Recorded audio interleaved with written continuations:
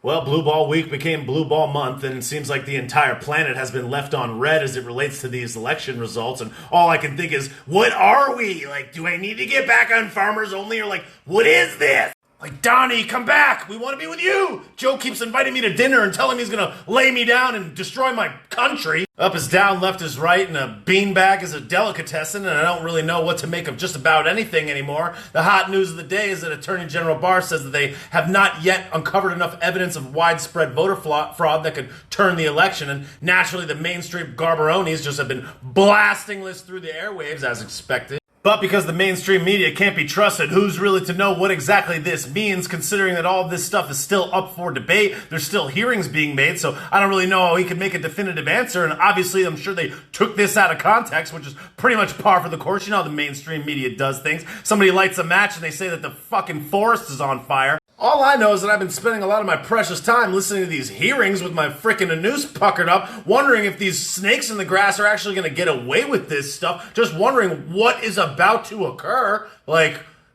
Sidney Powell, our queen, released a 104-page document on the morning of Thanksgiving about election issues in Georgia, and there are a lot of crazy claims in there that, if true, would be, as I've said before, earth-shattering. A judge in the state of Georgia has blocked the ability for the voting machines to be wiped or reset, which seems, I don't know, fucking obvious. Why would you do that? Why did that require a judge? Oh, wait, because everything's garbage and the world is trash. And as Donald Ballgame continues to fight for free and fair elections in the United States, which all Americans should be really concerned about, I do find it quite interesting how anybody in the mainstream garbaronis seem to suggest that there's not a chance in hell that anything could happen. Yet when you listen to Ballgame and the squad, it seems like there's a lot of really positive developments happening. So here's what I'm seeing. There was a legislative hearing in Arizona yesterday, and the Nevada evidentiary hearing is coming up on Thursday. And if you listen to what happened in that Arizona hearing yesterday, it's crazy. In Wisconsin, the conservative group the Amistad Project has filed a petition stating that they found a potential 150,000 fraudulent ballots. And let me remind you, in the state of Wisconsin, Joey Baseman supposedly won by only 20,000 votes. In Michigan, there's witness testimony and affidavits claiming that they witnessed backdating of ballots, changing of ballots, and dead people voting. Interesting. They claim to have evidence that they are seeing spikes in new ballots being inputted into the machine faster than the machine can count them, indicating what they allege to be uploads of votes via USB drives, and they supposedly have witness testimony and evidence and signed affidavits to support that claim as well. But the one that really twisted my beanbag and tossed it into a blender was the following. In the city of Detroit, the group known as Guard the Vote had 1,000 volunteers manually go through 30,000 of 172,000 absentee votes in the city of Detroit. And they are stating that they have proof from the 30,000 ballots that they investigated that 229 of those people were deceased. 2,660 of them had invalid addresses that traced back to vacant lots or burnt down houses. Now remember, they are stating that they can prove this with evidence. They only had a chance to investigate 30,000 of 172,000 of these absentee ballots in Detroit.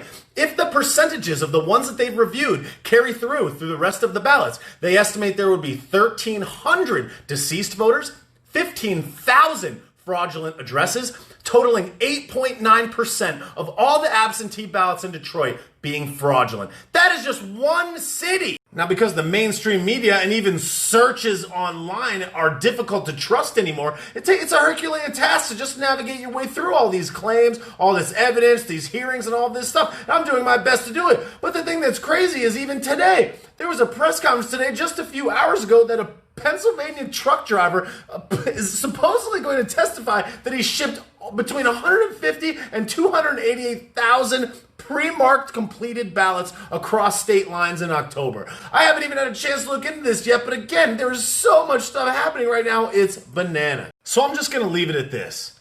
This is still not over. There are still things happening. There are still hearings. There is still evidence being presented, and these things take time.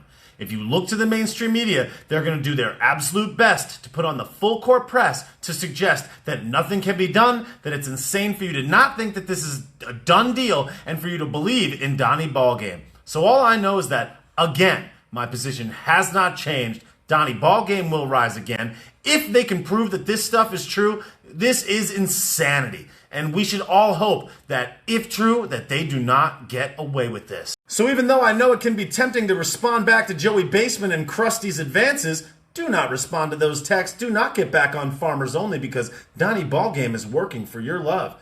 Donnie will rise again. We continue to wait.